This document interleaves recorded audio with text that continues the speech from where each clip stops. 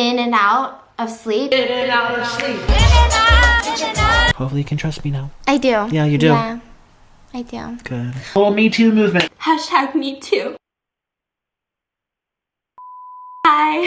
So I haven't really posted on this channel in the past couple of days or my other channel, and I'm alive. The FBI didn't get me. I know some of you guys are worried, but I just kind of want to talk to you guys about what's been happening the past couple of days, because a lot has happened and it's been really stressful. The past couple of days have been filled with just a lot of manipulation, in particular manipulating my own words against me to make me do things that I don't want to do and I don't feel comfortable doing, and a lot of Nikocado Avocado using his platform to threaten me and to bully me. At this point, my home safety is kind of in question, so normally I wouldn't talk about stuff like this or make a video on it. I've been pretty vocal that a lot of things can just be solved offline, but because of how extreme things have gotten recently, I just want to share my side.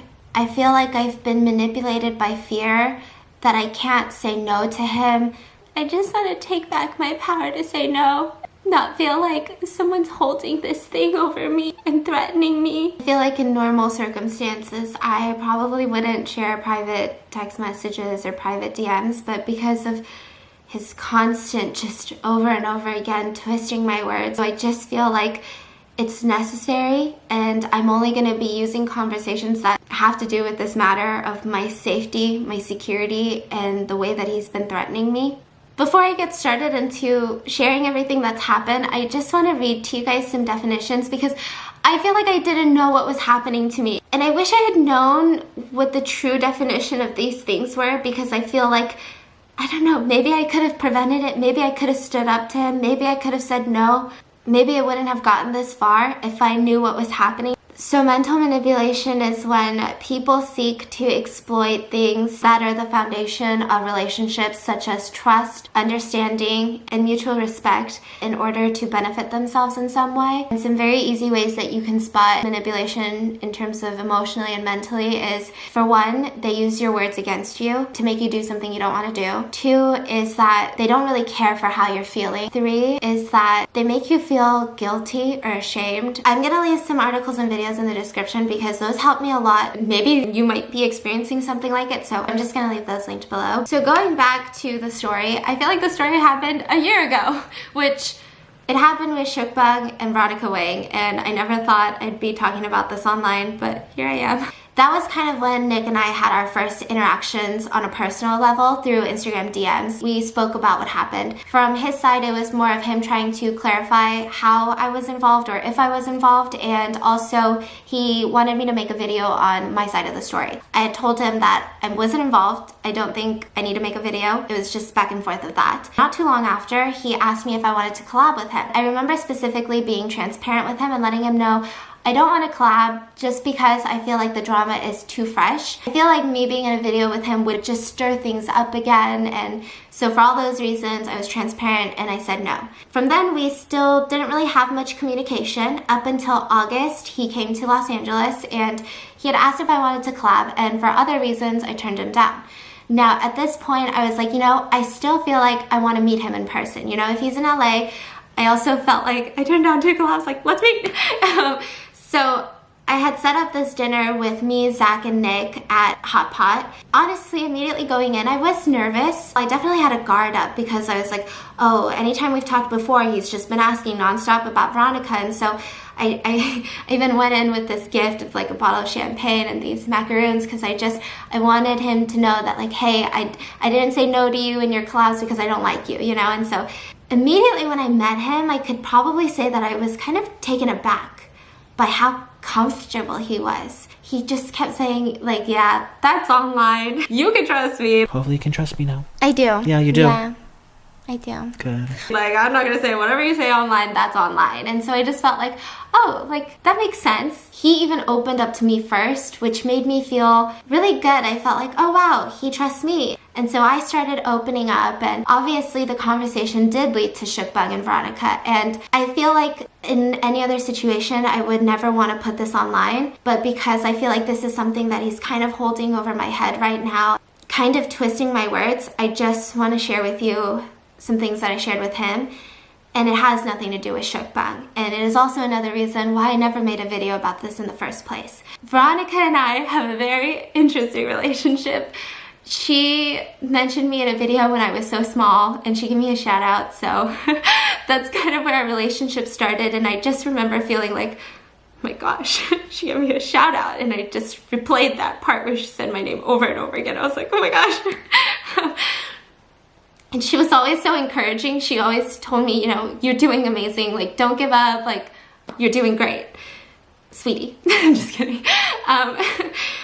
And even though all that happened, when we first met in LA, when we filmed all of our collabs, that was the first time we met in person. And I could say that we have very different personalities. We have, let me tell you, so the things I told him, because I feel like I don't want them to get twisted, but she was dyeing her hair pink at the time.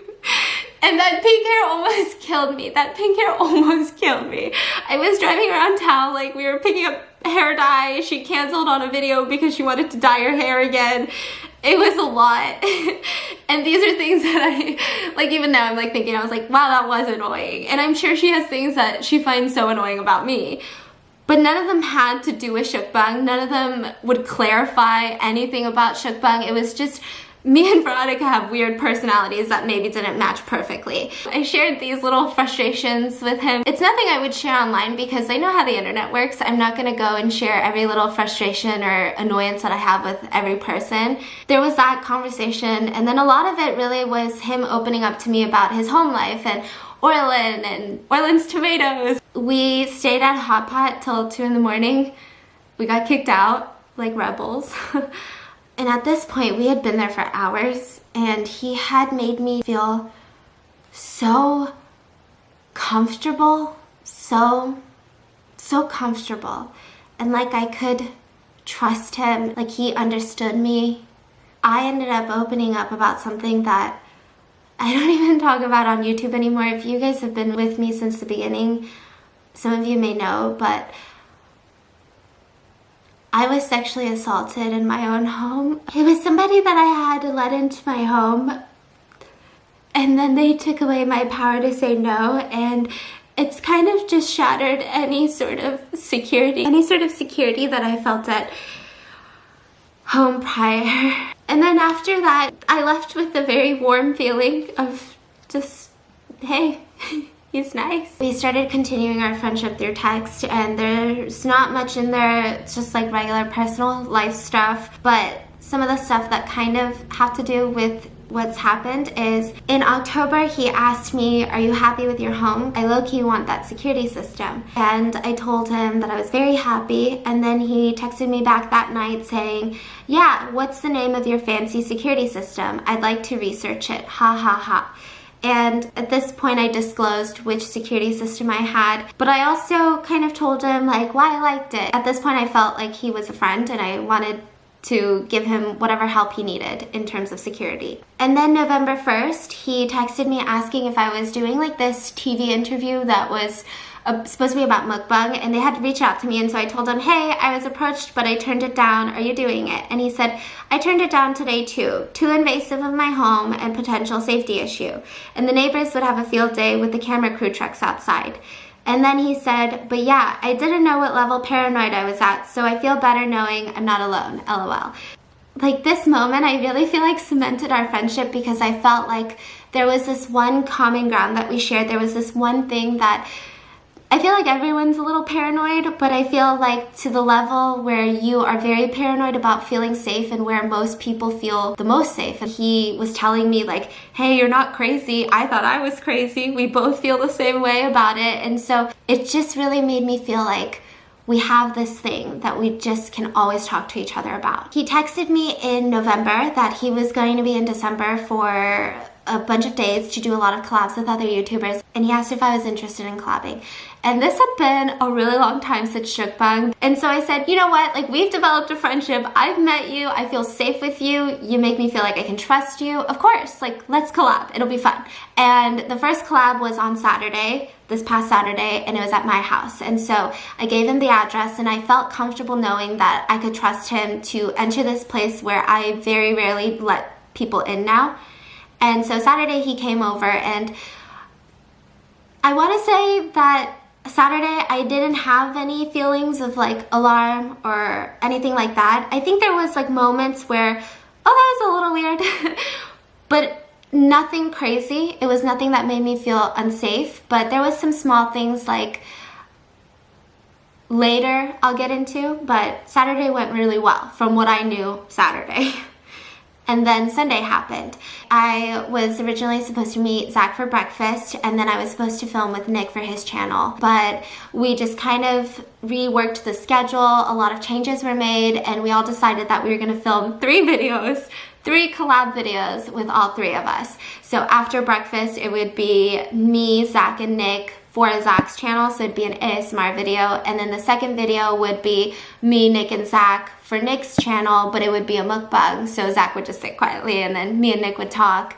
And then the third video would be on Nick's channel with all 3 of us, but this one would be more of an ASMR style video in Zach's house. It was a lot of filming and a lot of eating that day. And the first video went really well, and that was posted to Zach's channel, and that was the first video up. And then the second video came around. We were just kind of like spending some time together before we got hungry again. I just remember that before we filmed Nick's video, his first video, the talking mukbang, we were supposed to go to H Mart and then go back to his place so that we could film it. And we were in the car, and the topic of what we were going to talk about in the talking mukbang came up. And this is kind of when I first felt really uncomfortable, because Nick said it very assertively, we're going to talk about Veronica and we're going to spill all the tea. And I was kind of confused because I was like, oh, whoa, what?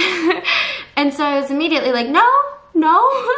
And then he went, but why'd you tell me yesterday that you wanted to then? And so I thought back to what happened yesterday, and prior to filming my mukbang for my channel, he had mentioned, you know, I think that we need to talk about shukbang because you know everyone's going to be talking about it in the comments. And I don't know why I believed it. I said, oh yeah, I mean, I guess it's weirder if we just act like it never happened. And so I felt like I was comfortable mentioning shukbang, addressing it to the capacity of me and Nick. Yes, this is how we met, through a shukbang video, but we have no ill will towards each other.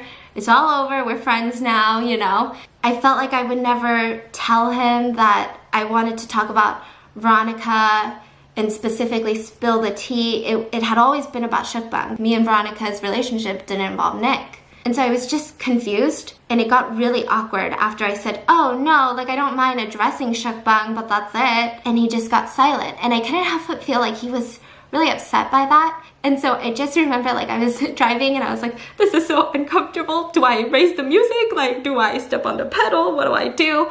But I still felt like, okay, at least we cleared it up before the video. Like, at least now he gets it. He's a little upset, at least the video won't be weird. Then we got to his place, we made the noodles. And there was a lot that happened because of that video, which we'll get into, such as footage I didn't know where I was being recorded and other things. But we started filming the noodle mukbang. We sat down, he was in the middle of us, and we started eating these nuclear noodles. And the first 30 minutes, honestly, they went amazing. And I remember thinking to myself, damn, that car ride was important, because like we were honestly having a really, really good time for like the first half.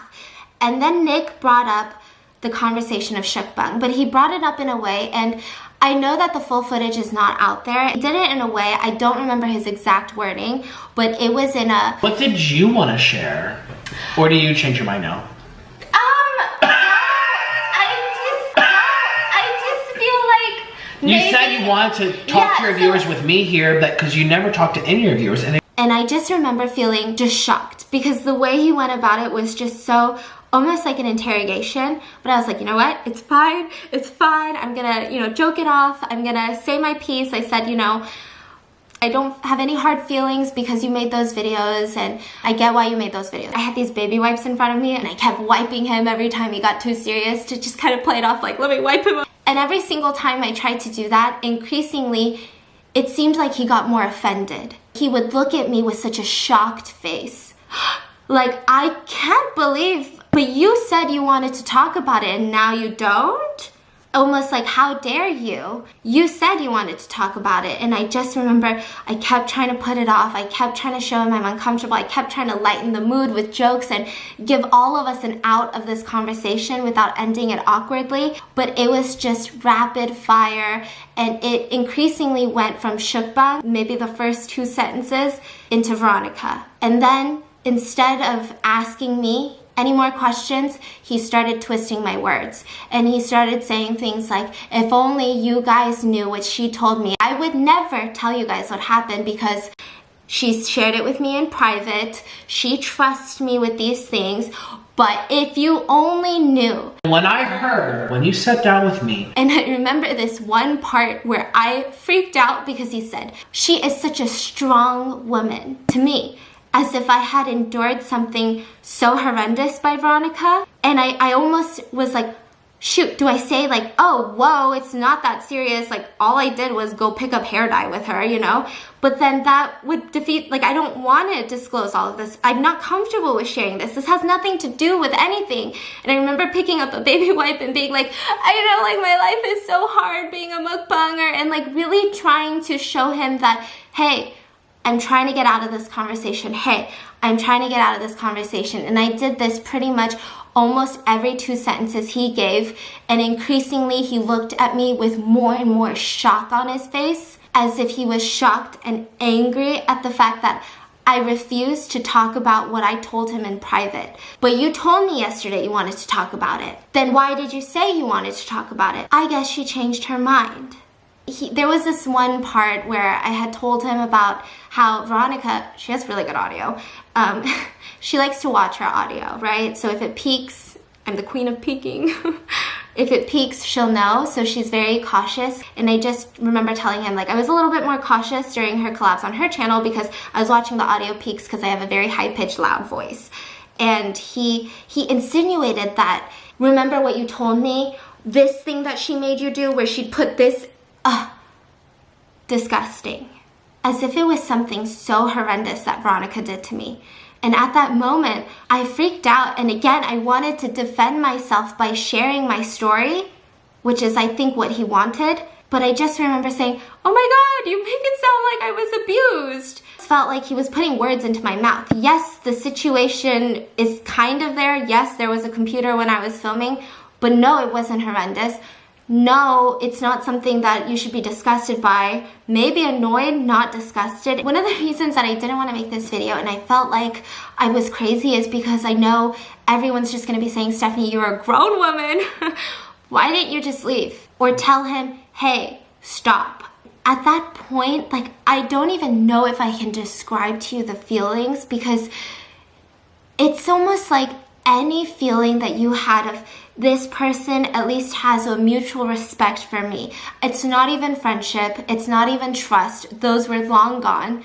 But it's this person has somewhat of a mutual respect for me, my comfort, my consent to talk about things. It's just all gone. And so you just feel like you're not talking to the same person anymore. And he didn't care what I wanted to talk about. He didn't care how I felt. It went on for 30 minutes. And it just felt so personal. I was in this space at this point where I felt like anything will be used against me, and I felt like anything I say, even Nick stop, he would use it and make an exposing video or threaten me with it. I don't know. I was just scared. Whoever I knew wasn't here anymore. I just felt like it wasn't the same Nick I knew. He knew that I was uncomfortable. He knew I didn't want to talk about this, but he kept going. And so at what point does my uncomfort or does my feeling even matter to him? And so the video ends and I just feel really, really weird. I don't know how to describe the feeling. It's not just scared, but it's also like almost like ashamed. Like, wow, I made him mad because I changed my mind. Did I change my mind? But I never had the mind to talk about Veronica. All I know is I was incredibly shaken up. And I just remember like I didn't want to be in close proximity with him, and I was just kind of like standing off to the side, and I didn't want to say anything, but oh, I'm so nervous. Like, I don't know what to do. Oh man, like, I wish I didn't say that. I'm so nervous, because I felt like if I said I'm uncomfortable or I'm scared or why did you do that, he would just get more and more increasingly angry with me. I had this feeling of, I just need to do whatever I can to get through tonight and tomorrow, because we have collabs scheduled tomorrow, and just be done with it, because I don't want him to get angry. I don't want him to make a video using these words and trying to say all these things I said about Veronica. I just wanted to get through tonight. And that sounds crazy even to me. Like, me saying that right now, I sound crazy. Stephanie, you are 24. You should have got up and left. But I just couldn't. I was just so scared that I couldn't. And so the third video, I was like, okay, at least it's an ASMR video. It'll be fine. I remember even texting my dad at that time. I didn't even want to text my fiance. I was texting him really basic stuff, making it seem like I was fine. I was like, what you doing? Yeah, everything's great. On to the next video. And I knew that anything I say about being uncomfortable or I don't want this, it didn't matter, because then he'd say, but you said. And I called my dad. And I was talking to him in Korean, and my dad was really concerned because we weren't really talking about anything serious, but I just wanted to sound as if I had gotten the worst news. And so I hung up with him, and you know, they both saw the conversation that I had, and Nick was like, are you okay? And I said, yeah, just a lot of really bad family stuff going on. I did this because I was so scared of him that I didn't even want to act differently around him. But at that moment, I was so shaken, I knew I couldn't be goofy right now. I couldn't be excited. And so I just needed a minute. Just try to shove down the need to cry and shove down all these hurt and scared and uncomfortable feelings that I had, because we still had a video to film. And so then we go to Zach's place and we're cooking. I kept trying to find a way out. I mentioned multiple times in a very joking way, like, you guys don't need me. It's ASMR. You guys don't need me. And he would say things like, Nick would say things like, Stephanie, we're all tired. So I felt like that was a signal to me, like, get it together. And I was like, oh, he knows something's wrong. And so then because of that, I started getting more and more cautious, and I was like trying to make jokes, and I was trying to be, you know, there was like this hot Cheeto thing we were cooking, and I was like, it looks like a heart. Oh. And I just felt like if I didn't make him feel like everything was okay, he would just get more and more angry with me. And so we filmed the third video at the end of the ASMR, because it was a whispering one. Nick turned to me and he said, is there anything else you'd like to say? And I just remember feeling so gutted. Like my heart had dropped to the ground, because I thought it was going to be another interrogation. What would you like to say? Thank you for watching us eat these. And so I said, thanks for watching us eat this food. At this point, you know, Nick is talking about, what are we gonna eat tomorrow? And at this point, I'm really just trying to go home without angering him. So I leave that area around 2 in the morning and I drive home. And when I am driving home, I'm experiencing a lot of emotions. Even after what happened in the video, he knew. There's no way he didn't know I was uncomfortable. Sure, maybe there was miscommunication before the video. Maybe he really thought that I wanted to spill my guts about Veronica all of a sudden. But in the video, there's no way Nick did not know that I was so uncomfortable for those 30 minutes, because I was trying not to cry for those 30 minutes. And so I'd be like, okay, like, make sure you don't cry, but also make sure you have answers ready. What do I say? Even after the video, it seemed like he was still the one that was upset with me. I had no right to be upset. He was like, well, you're the one that said you wanted to talk about it. Then why would you tell me you wanted to talk about it? There was no, hey, are you okay? I know it got a little heated. There was none of that. But I also feel really weird. Like, I almost feel like I did tell him. Did I? I don't think that I would, but what if I did? Or what if I'm not a good communicator? And what if I said, yeah, let's do it, but maybe I should have said, but without talking about Veronica and everything I told you in private? I started questioning myself. I started being like, why did you do that, Stephanie? Why would you ever make him feel like that? kind of like a internal battle of half of me being like, why did you do that, Stephanie? That was your fault for misleading him. And then the other part of me was like, it doesn't matter. You were still uncomfortable in the video, and he did not care. And he was actually upset. I get home and I just, I broke down. I mean, I just went straight into the bathtub. I just didn't want to even smell like the food we had just eaten. I did not want to talk to anyone. And my fiance he obviously knows something's wrong. And so he's sitting there and he's saying, babe, what happened? I was like, I don't know if something happened. I felt like I couldn't talk about it because what was there to talk about? It's not like he held me against my will to film these videos. I just can't explain this fear. And I just was so scared that I sounded crazy because you're a grown woman, you had a car, you could have left, you could say no. But I truly felt in that moment after everything that's happened that I couldn't. But how do you explain that to someone? Because they would just look at you and say, yes, you could. To be honest, what it felt like, and the only way that I've ever felt like this to any degree in my life prior to Nick was a couple years ago. And I vowed I would never find myself in a position like that ever again, where I felt like no really didn't have a lot of power. And I felt like it didn't matter if I was uncomfortable. That night I was really pushed into a really dark place that I never thought I would be in again. I had a breakdown, and it was unlike any other breakdown I had. It was one where I felt shame, guilt, because I did say I would talk about it. Didn't I? I don't know. He said I did. So I must have. And then this shame of, why did you even stay for the third video? Why did you even laugh with him? Why didn't you tell him, no, Nick, I don't want this. No. Why didn't you tell him no? After everything that's happened in the past, I told myself I would never, ever feel like that again. I would never feel like that again. I just didn't want to feel like that ever again.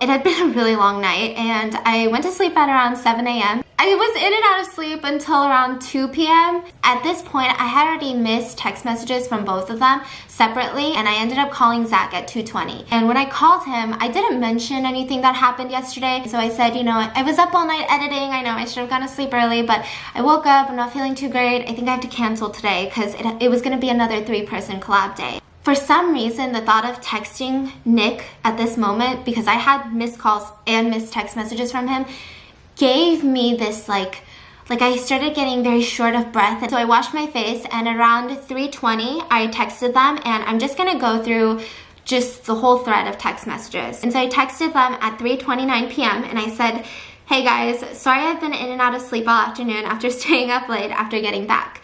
I don't think I'll be able to film any collabs today. I'm feeling really sick, and I realized I had a few sponsors due before year end that are really time sensitive. I'm so sorry. I hope you guys understand, but I'm really happy that we knocked some out yesterday. And I put my phone down, I put it on silent, and these are the next messages I got. You just now realized? Stephanie, I have been sitting here for 5 hours. When you were going in and out of sleep, you should have picked up the phone and given me a call, not leave me hanging. You didn't like it when Veronica did that to you. So no, I'm sorry, I do not understand. I texted him back, I am so sorry for making you feel that way. I sincerely apologize. I was so drained and slightly out of it this morning, and I'm so upset I didn't call you back earlier because I would never want you to feel like I don't respect your time. Again, I'm truly sorry. And out of respect for our developing friendship, I do want to be transparent and let you know I was uncomfortable with yesterday's video.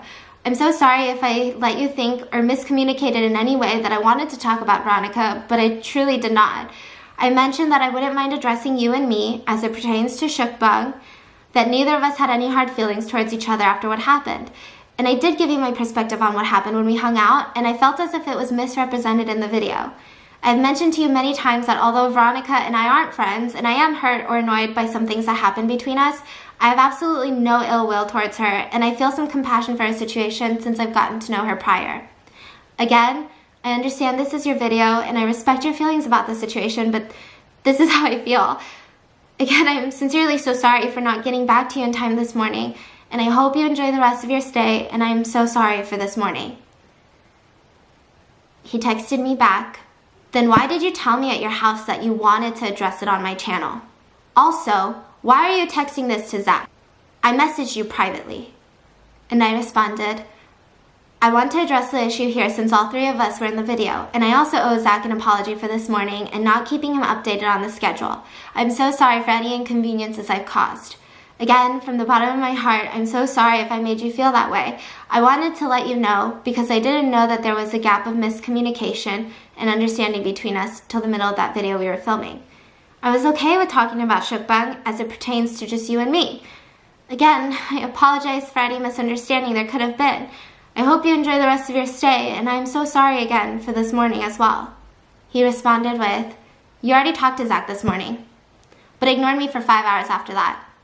"Don't play games." I texted it back and I said, "Again, I'm so sorry if there was any miscommunication and if I made you feel that way. I wanted to take this time to clarify miscommunication about the video because I didn't know there was a gap in understanding till the middle of filming the video.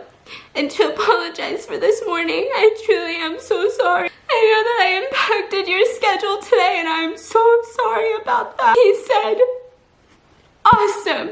So which day would you like to reschedule for?" And I responded, "I know that you're in LA for only a couple more days and have a lot scheduled, and I'm so sorry for today." Sorry. I do have to get back to you since I do have approaching deadlines, and I know my fiance already had things planned for me and the doggos for the holidays. Again, I'm so sorry for today, and I hope you're able to enjoy the rest of your day. And he responded with, "Literally at any point in this conversation, you could have resumed with our videos planned for tonight.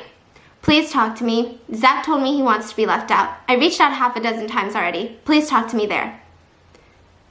The text messages that he sent, "Please give me a call. I got your group message, but it would be nice to talk to you here. Can you give me a call, please? I haven't heard from you personally since yesterday, and I feel we need to chat. You only message things to the group chat, but not to me here. This is going to be my last time reaching out for the evening. I'm feeling hurt. Please talk to me, not through Zach." I also had 8 missed calls, some of them FaceTimes from Nick at the time. And later on, after all of this, there were some Instagram posts and stories that were made that I didn't know, but they were made while this conversation was happening. And the first is his Instagram post that's still up right now as of filming this, and I'm gonna put it right here. And it says, "I'm this effing close to making an exposing video. Should I? What the F is wrong with people? So rude, so self-serving, and inconsiderate." And then he posted a story with a black screen, "Making some tea, you guys. You won't believe the audacity people have, but I have lots of receipts and audio clips." Every time he texted me or called me, I feel like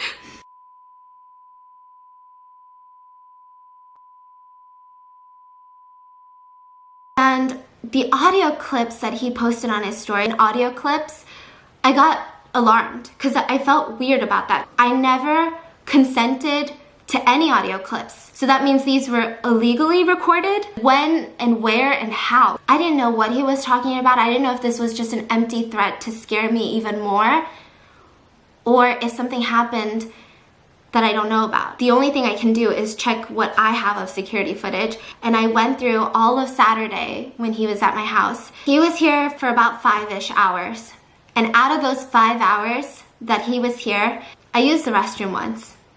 And during that time that I slipped away to the restroom very, very quickly, the one time that I did, without letting me know what he was doing, he took multiple pictures inside my house.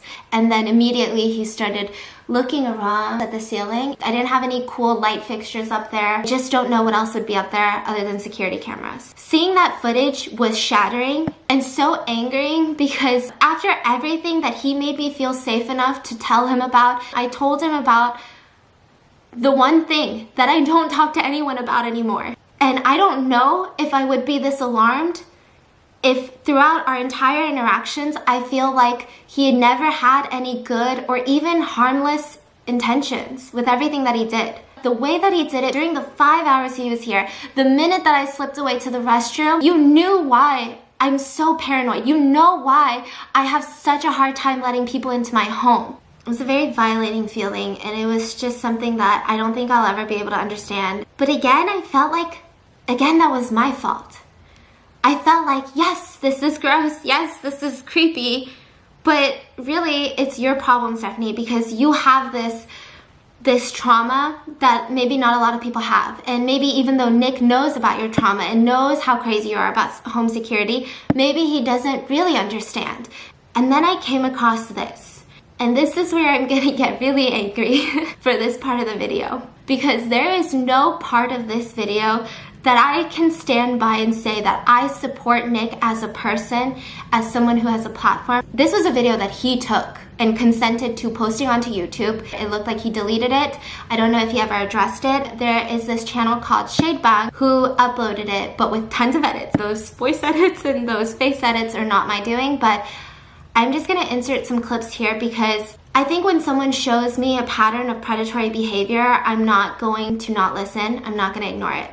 Come on over, we'll hang out, we'll do our stuff, we can mukbang and then do stuff after. You know, it was not about just film with me, it was about like, we're gonna get it on. I literally blew dry my hair all over again. I put on so much perfume, I wasted it. I wasted $90 perfume. But I made sure I washed my extra good. And they eat all your food and they leave and you're like, I wasted my time and I scrubbed my for this experience, because I was nice enough to say, I'll eat whatever you want to eat, because I'm gonna get sucked. You know, like, okay, I'm gonna bend over, because, I'm gonna give you what you want, or I'm gonna get what I want. And nothing happened. Waiting to get my action. Well, no wonder, dude. You're a loser. I am in New York for a very limited amount of time. My time is important. I would have rather spent it alone. This was supposed to enhance my trip, not make it more frustrating. But you have to understand where I'm coming from too. I'm clearly signaling to you, I am ready. You are here for to be ready. I'm not going to just grab it because you will come back and it's gonna be the little Me Too movement. Oh. He's not here to be ready for you. Nobody is here to be ready for you. And it's not the little Me Too movement. How dare you discredit an entire movement that the sole purpose was giving people a voice who didn't have a voice. How dare you discredit the entire thing that saved so many people because you had a bad date in New York City. The little Me Too movement. Oh, no one's going to believe you. No one's going to believe you because it was inappropriate. And that's why you didn't grab it. You didn't grab it because of the Me Too movement. You didn't grab it because there was a hashtag on Twitter. You didn't grab it because that's sexual assault if he didn't want you to. So sorry. In 2017, I posted an Instagram picture of me sitting on like this red lifeguard thing, and I said, I was so scared to even talk about what happened that I captioned it something just to make me feel like I had a voice and I had strength. I posted, sometimes you gotta be your own damn lifeguard, even if your head is too heavy to float. Hashtag me too. That was over 2 years ago. That and YouTube, I can really say, feeling like I had a voice and feeling like I could say something and someone would listen to me, honestly saving me. I was so happy that there was a way for me and my story, or at least make other people feel like, hey, You're not weird for having this trauma. You're not weird that you live life differently now. And you want to discredit all of that because you had a bad date. I think that's disgusting but reckless for your audience. I think that's an incredibly reckless way to use your platform. 5 hours wasted. Nothing. 5 hours wasted. Nothing. We're freezing out on the... What time? Hey Siri! What's the weather in New York City right now, please? It appears to be clear right now in New York. And what temperature of 50 degrees? 50 mother degrees. That's cold. That's 20 degrees from frozen. Did he cuddle me? Did he try to keep me warm? No, nothing. Oh my God, what a loser. I'm sorry if the cold made you feel uncomfortable. One of the biggest reasons I was even scared to make this video was because I knew that it looked stupid. Everything sounds dramatic. Oh really, you were scared, why did you stay? And there was nothing. Like I felt like I don't know why. In any other situation, nobody ever needs a reason to feel scared or unsafe or uncomfortable, but I felt like I needed to have a reason. And I didn't, and so I stayed, and I tried to make him less angry and not mad at me. And I was scared he was gonna say, then why did you stay if you were so scared? I'm sorry if there's miscommunication. I'm really tired. I should have gone home earlier. I'm like, well, you certainly wasted my time too if you're saying you should have gone home earlier, meaning you didn't really value the time spent. Because if you have a good time, you don't regret staying long because you had a good time. Do you ever say to someone, Someone that, oh, I should have gone home earlier if you were having a good time? No, that means he wasn't having a good time. Wasted my time, mother. Bye. Bye. Maybe he wasn't having a good time because I wasn't having a good time, but I was too scared of you because you made me feel manipulated and fearful of what you would do. You made me scared of your anger, and so no, I wasn't having a good time. This wasn't an old clip from years ago. This was recent from his trip to New York City. I'm gonna leave the edited version that Shade Bang posted linked in the description. A lot has happened even after that. There's just been a lot of online bullying, and I'm someone that I've been through high school bullying. I talk about it a lot more on my other channel. He knows that I've talked about it with him before.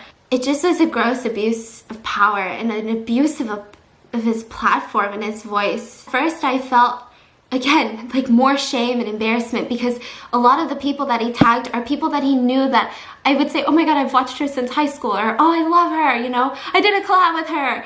And these are people that I respected. I don't want to believe that they know the full story of what he's done. I also felt scared because now it felt like if I say something, it's not just going up against Nick, but look at all the friends he has. You know, who do I have? And I just felt like I couldn't say anything because it would be going up against all of these people. I was telling them a story about someone who, something happened, someone did something to me, and there was just a lot that broke my spirits. Or I'm gonna get what I want. And I was telling them the story, and one of the inside joke from that story was in and out of sleep. And you don't understand, but then I told a few other YouTubers, I tagged them on Instagram, as well as my friends, and they all know. I was like, they know the story, and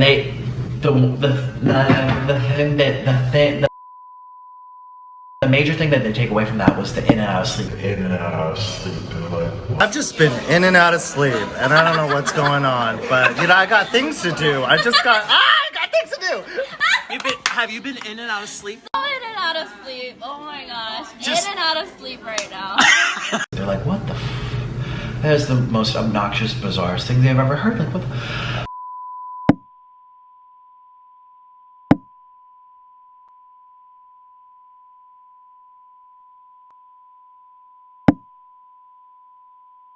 in and out of sleep, we turned something that really bothered me into something that we can laugh about.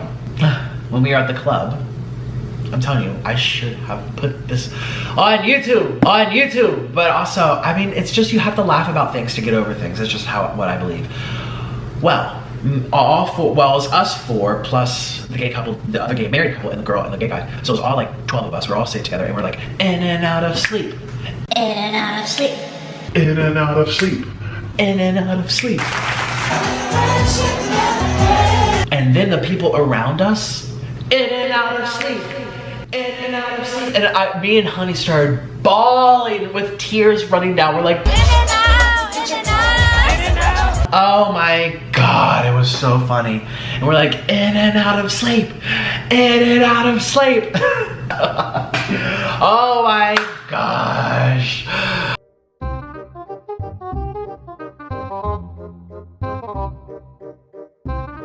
And I know that in a lot of instances where bullying like this happens online, most of the times the bully will say, it's a joke. They can't take a joke.